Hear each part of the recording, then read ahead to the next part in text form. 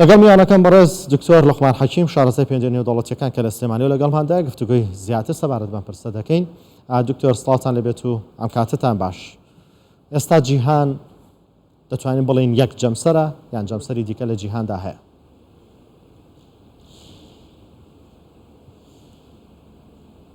زۆر سوپاس. سەرەتاگەر دەرفەتم بدەی پیرۆزباییس هاتنی ساڵی نوێ لە کەناڵە بەڕێزەکەیەوە بگەێنمە گەلی کوردستان و بۆ وەڵامدانەوەی پرسیارەکەی تۆش. بێگومان ئێستا ئێمە ئەگەری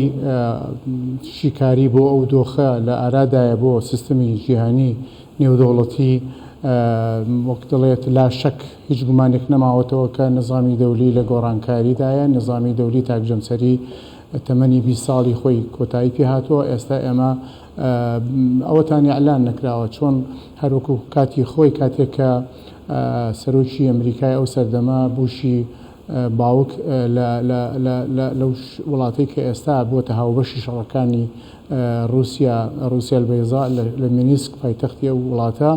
ئەعلانیەوەی کردوتی لێرە بەدواوە بە تەحدید 21 نۆ بوو ساڵی 1991 ئەلانیەوەی کرد کە لێرە بەدواوە شتێک نەماوە بە دنیای تاکجەمسەریە. بۆیە لە نەتیجەی ئەو گۆڕانکاریانە لە نەتیجەی 20 ساڵ 21 ساڵی ڕابردوودا گومان لەوەدا نەماوە ئێمە ئێستاکە لە قۆناغێکی سیاسی دەولی نوێداین. ئەوش ئەوەیە کە هەنگاو بەرە و دنیای فرێجەمسەری دەنین سینگ لەلایەک و رووسیا بەهاتنەوەی بۆ سیاسی دەولی و ئەمریکاش بۆ خۆی قیادەی ئەو هێزە دەکا کە لە دوای شەڕی جیهانی دووەمەوە بۆ خۆی وەکو جەمسەرێک بەرپا بووە. بەڵێ دەتوانین بڵێن هۆکاری جەنگی رووسیا و ئۆکرانیا یەکێک لە هۆکارەکانیەوە بوو رووسیا دەویست خۆی بسەلمێنێ وەکو یەکێک لە جەمسەرەکان. بێگومان ئەمە بۆ خۆی یەکێکە لەو حاڵەتانەی کە ئێستا وای کردووە هەریەک لە سین و هەریەک لە رووسیا لە نەتیجەی ئەو ئستنزافە مادیەی و عسکەری کە ئەمریکا لە دوای 91ەوە بەرپای کرد و ئەو پەلاماردانەی ئەفغانستان بۆ تالیبان لەو سەردەمەدا و دواتر شەڕی عێراق و دواتر کۆمەڵێ مەلەفاتی گرنگی سیاسی دەولی کە ئەمریکا جۆرێک لە جۆرەکان تەنانەت پرسی بە هاوپەیمانەکانی خۆشی نەدەکردەوە. ئێستا خۆناغەکە لە نەتیجەی ئەو گۆڕانکاریانە و ئەمریکا جۆرێک لە جۆرەکان هەموو وڵاتان تەنانەت دۆستەکانیشان پێش دژمنەکانیان مەیلی ئەویان هەیە کە ئەم گۆڕانکاریە ڕوو بدات. بۆ نمونە ئەگەر نمونە بێنینەوە ئێستاکە وڵاتێک وەک ئەفریقای جنوبی ئەفریقیا وەکو بەرازیل وەکو ئەو وڵاتانەی کە وەکو هیند ئەمانە بۆ خۆیان ئێستاکە جۆرێک لە جۆرەکان ئەگەر هێشتانە دەعای کیانێکی سیاسی دەولی هێشتا ناتۆتە ئاراوە بەڵام لە کۆمەڵێ منەظەمات و کۆمەڵێ ڕێکخراو و کۆمەڵێ لە کیانی تازەدا خۆیان دەبینەوە و پاڵپشتیەوە دەکەن کە گۆڕانکاری لە نظامی دەولیدا بکرێتەوە. وەیەک بۆ نمونە ئەو ڕێکخراوانە جیهانیانەی کە ئێستا قەڵسن و هاتوونەتە ئامادەبوون لە نەتیجەی سەرۆڕەکانی ئەمریکاوەیە. بۆ نمونە ڕێکخراوی جیهانی کە ئەوەی کە کۆمەڵی وڵاتان پێی دەڵێن وڵاتانی شەنگاهای کە لەوێ کۆبوونەتەوە ڕێکخراویان دروست کرد و ڕێکخراوی شەنگاهای ئەمە بۆ خۆی وڵاتانی ئاسیای ناوەڕاست و تەنانەت ئێستا میلێکی بۆ شەرقی ئاسیاش لە وڵاتانە میلی ئەویان هەیە دوا وڵاتیان کە لە ساڵی ڕابردوودا بوو بە ئەندام ئەوش ئێرانە لە پاڵ ئەو منەظەماتانەی تردا کە بۆ نمونە برێکس کە هەر لە بەرازیل و هیند و جنوبی ئەفریقیا و رووسیا بۆ خۆی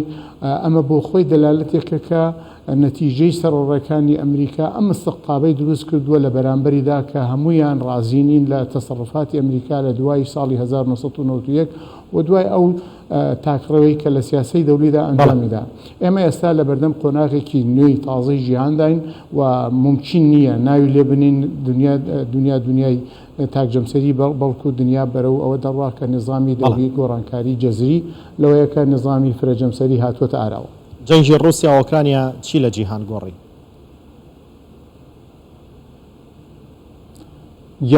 جەنگی رووسیا و ئۆکرانیا چی لە جیهاندا گۆڕی؟ جەنگی رووسیا و ئۆکرانیا من پێم وایە ئەمە تەنیا ڕەنگەوەکو ئاماژەیەک عینوانەکە ئەوە بێ کە جەنگێک بەرپا بوو بەڵام لە بنەڕەتدا ئەمە دەلالەتێکی مێژووی خۆی هەیە. کاتی ساڵی 1991 ئەو سەردەمەی کە دیواری بەرلین وەکو عینوانێک بۆ گۆڕانکاری تازە لە نظامی دەولیدا لە دوای ڕۆخانی سۆڤێتەوە لە پایتەختی بەرلین ئەوە بوو هەردوو پایتەخت بوو بە یەک و بەرلینی شەرقی و غەربی بوو بە یەک وڵات لەوێەوە ئاماژەیەک یاخود دەستەواژەیەک هاتاراوە کە ئیتر حلفی ناتۆ بەرەو شەرق واتە بۆ وڵاتانەی کە شەرقی ئەوروپان تەشەنە نەکا و ئەمتداد نەکا بەڵام لە نەتیجەی کۆمەڵی ڕەفتاری ئەمریکا هە لە دوای ساڵی 2010ەوە لە جۆرجیاوە دەست پێ بکە دواتر کۆمەڵێ معادلاتی نێودەوڵەتی کە ئەمریکا تاکڕەوانە دەیکرد رووسیا گەیشتە و قەناعەتەی کە ئێستا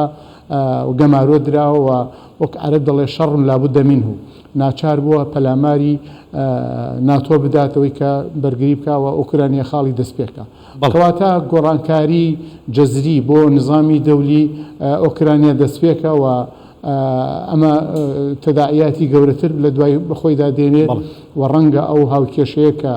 سین وەکو جیهانێکی ئابووری بۆ خۆی کە ئێساکە مسۆگەری کردووە خەریکە پێش ئەمریکاش دەکەوێت و ئەو دابەشکاریە لە نێوان رووسیا و چیندا بۆ هەماهەنگی کۆمەڵی مەلەفات بۆەوەی دژایەتی یاخود بربەستێک بۆ ئەمریکا دروستکەن هەمووی لە کۆتایی هاتووەوە ئێستا دۆخێکە کە ناتوانانی دکتۆر لەوە بگرێت کە ئەمریکا بۆچونیەوە